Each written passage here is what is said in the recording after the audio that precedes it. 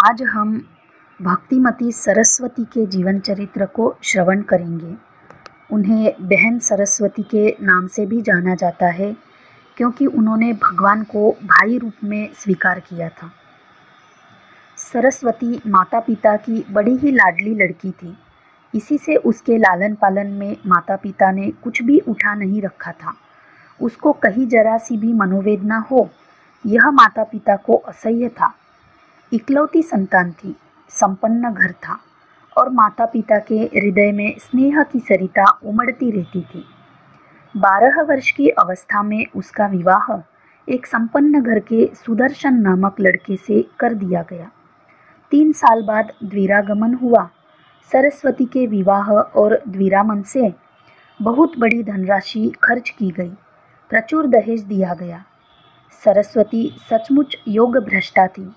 नेहर के 15 वर्षों में उसके शरीर और मन को चोट पहुंचाने वाली कोई भी छोटी सी घटना भी नहीं हुई। वह सब प्रकार से बड़े आराम से रही, पर उसका मन कभी भी संसार के भोगों में फंसा नहीं। आराम की सामग्रियां प्रचुर मात्रा में थी, पर उसका मन उनसे सदा उदासीन सा रहता था। माता पिता को दुख न हो, इसलिए वह प्रकट में सब कुछ स्वीकार कर लेती थी, परंतु उसका मन उनको स्वीकार नहीं करता था। घर में श्री गोपाल जी का मंदिर था। श्रुतदेव नामक बूढ़े पुजारी बड़े ही भक्तिभाव से श्री गोपाल जी की पूजा करते थे। उनकी कोई संतान नहीं थी। उनका गोपाल जी में वात्सल्य भाव था। वे बड़े स्नेह से गोपाल जी को भोग लगाया करते। उनके मन गोपाल जी जड़ स्वर्ण प्रतिमा नहीं थे, सच्चिदानंद घन भगवान थे। मन में ही नहीं, भक्त श्रुतदेव की शुद्ध भावना के अनुसार भगवान उनसे स्थूल व्यवहार भी ऐसा ही करते थे। पर इस बात का रहस्य श्रुतदेव ने किसी को नहीं बताया। सरस्वती के माता पिता श्री कीर्ति तथा मतिमान भी इस रहस्य से अपरिचित थे। सरस्वती छोटी उम्र से ही मंदिर में जाकर बैठती, खेलती, पुजारी जी की पूजा आरती तथा भोग राग को बड़े चाव से देखा करती। पुजारी जी छोटी बच्ची समझकर उससे कोई छिपाव नहीं करते। इसके अतिरिक्त उनका सरस्वती के प्रति बड़ा स्नेह था। वे उसे अपनी सगी पुत्री से बढ़कर मानते थे। यह पुत्री और ठाकुर जी, श्री गोपाल जी प्राण प्रियतम पुत्र, इस भाव से पुजारी जी का स्नेह दोनों में बट गया था। उनके इस संबंध से सरस्वती और गोपाल जी में भी भाई बहन का संबंध हो गया था।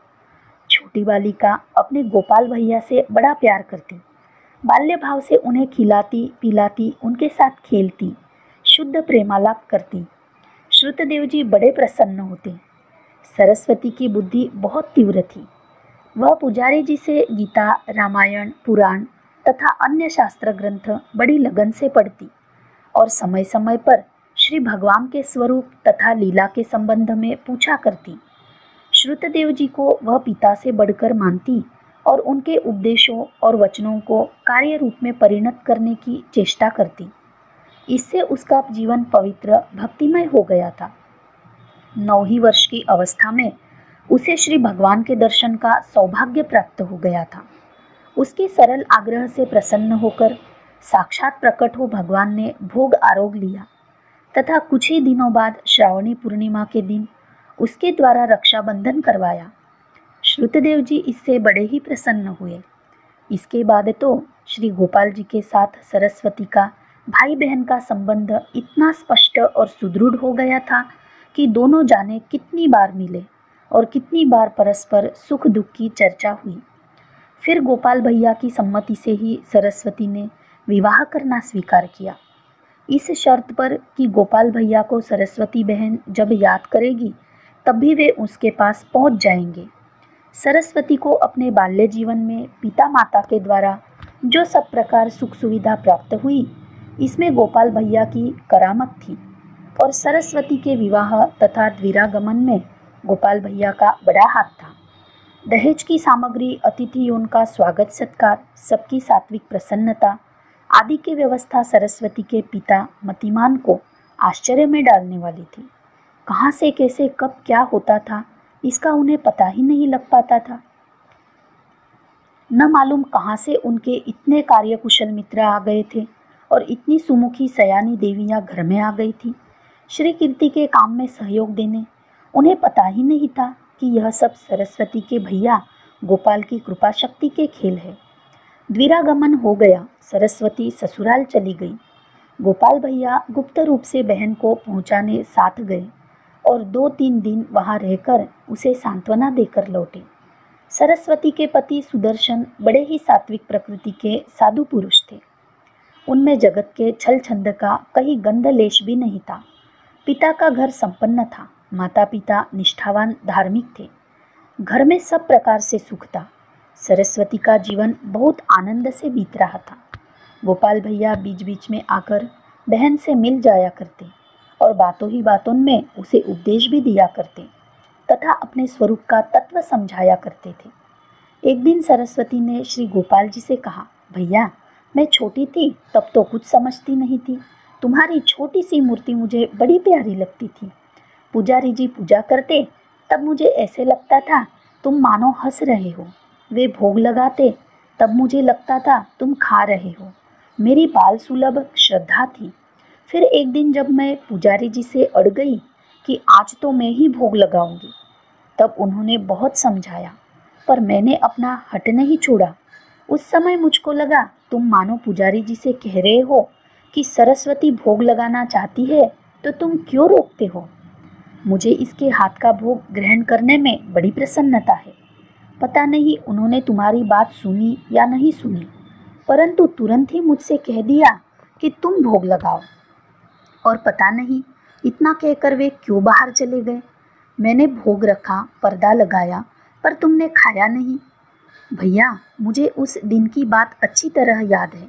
जब मैं रोने लगी तब तुम उसी मूर्ति में से प्रकट हो गए और मेरा रखा हुआ प्रसाद प्रसन्नता से पाने लगे। मुझे उस दिन बड़ी ही प्रसन्नता हुई। इसके 6 ही महीने बाद मेरे आग्रह करने पर तुमने राखी बंधवाई मुझसे। इसके बाद तो तुम मुझसे बातचीत करने लगे। मैं जानती नहीं थी कि तुम कौन हो, इतना ही जानती थी कि मेरे भैया लगते हो। यही पुजारी जी ने मुझको बताया था। माँ ने कई बार मुझसे पूछा। पिताजी ने भी कभी कभी बात चलाई, पर तुमने मना कर दिया था। इससे मैंने किसी से कुछ भी नहीं कहा। तुम्हारे कहने से मैं यहाँ चली आई। पर अब मेरे मन में यह जानने की आ रही है कि वास्तव में तुम कौन हो। माताजी पिताजी तुम्हें भगवान कहते हैं, पुजारी जी भी भगवान ही मानते हैं, पर तुम मेरे माता पिता के सामने मूर्ति ही बने रहते हो। भैया बताओ, क्या सचमुच तुम भगवान ही हो? भगवान ही हो तो फिर मेरे भाई कैसे? क्या मैं तुमको भाई न मानूं? ऐसा तो सोचते ही मेरा मन जाने कैसे घबरा जाता है। भैया अपना रहस्य मुझे बताओ ना, आज मैं बिना जाने नहीं रहूंगी। सरस्वती बहन की बात सुनकर गोपाल भैया बहुत जोर से हंसे और बोले, सरस्वती बहन सचमुच ही मैं तुम्हारा भैया हूँ। यो तो मैं सारे ही संसार का बंधु हूँ, पर तुम्हारा तो भाई ही हूँ। तुम्हारे मेरे प्रति जो निश्चल प्रेम है, उससे तुमने मुझको सदा के लिए अपना भैया बना लिया है। बहन, प्रेम आत्मा का स्वरूप भूत गुण है, धर्म है। जैसे दूध की सफेदी और अग्नि की दाहिका शक्ति का उनसे अभिन्न संबंध है, वैसा ही आत्मा का अभिन्न संबंध प्रेम से है। परंतु बद्ध जीव का चित्त अशुद्ध होने से उसके प्रेम का विषय दूसरा होता है। वह अपने स्वरूप आत्मा में प्रेम न करके तुच्छ और अनित्य भोग पदार्थों में, स्त्री पति पुत्र धन मान प्रतिष्ठा आदि में प्रेम करता है और इन नश्वर पदार्थों से प्रेम करने के कारण ही बार बार प्रवंचित होता है। उसे इस प्रेम के परिणाम में निराशा, असफलता, वियोग, मृत्यु, नाश और रोना कराहना ही मिलता है। पर जब मेरी कृपा से जीव का चित्त शुद्ध होने पर अपने स्वरूप की ओर दृष्टि जाती है, तब उसमें विशुद्ध प्रेम की स्फूर्ति होती है। तब वह आत्मा की ओर मुड़ता है, आत्मा में प्रेम स्थापन करता है, आत्मा राम हो जाता है। तदनंतर ही प्रेम साधना के बल से वह जान पाता है कि मैं ही समस्त आत्माओं का आत्मा हूँ, मैं ही सबका एकमात्र स्वरूपाश्रय हूँ। तब वह समझता है कि बस एकमात्र भगवान ही मेरे प्रेमास्पद है। ऐसी अवस्था में उसका चित्त मेरे ही दिव्य गुणों की ओर आकर्षित हो जाता है, मेरे ही दिव्य सौंदर्य माधुर्य पर मुग्ध हो जाता है, और फिर वह समस्त जगत में और जगत से बाहर केवल मुझको ही देखता हुआ मुझ में ही अपने प्रेम को मिला देता है। तब मैं क्या कहूँ, कैसा कहूँ? इस तत्व का उसे मेरी कृपा से यथार्थ पता लग जाता है। सरस्वती बहन, तुम मुझे ठीक जानती नहीं कि मैं कौन हूँ, परंतु मुझसे प्रेम करती हो। मेरी तुलना में तुम्हारे मन में न घर द्वार है, न माता पिता है, न धन ऐश्वर्य है, न मान सम्मान है, और न स्वर्ग मोक्ष ही है। तुम्हारा मुझ में इतना अपार अनुराग है, सो यह उचित ही है। इस बात को चाहे कोई जाने या न जाने, सबका प्रेम आत्मा में होता है, और मैं तो आत्मा का भी आत्मा हूँ। इसके सिवा जो मुझे एक बार देख लेता है, वह अनन्य प्रेम किए बिना रह ही नहीं सकता। मैं हूँ ही ऐसी वस्तु। आत्माराम मुनि भी मेरे गुणों पर मुग्ध होकर मेरे प्रति अहेतु की भक्ति करते हैं। यह प्रेम कोई वृत्ति नहीं है, यह मेरी स्वरूप शक्ति है। प्रेम वृत्ति तो इसी का एक साधारण क्षुद्र प्रकाश मात्र है।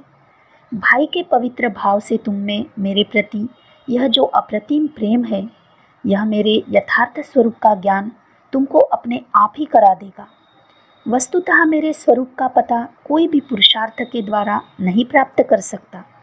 मेरा स्वरूप मन बुद्धि वाणी के अगोचर है। मैं ही नित्य सत्य हूँ, सनातन हूँ, पूर्ण हूँ और परात्पर हूँ।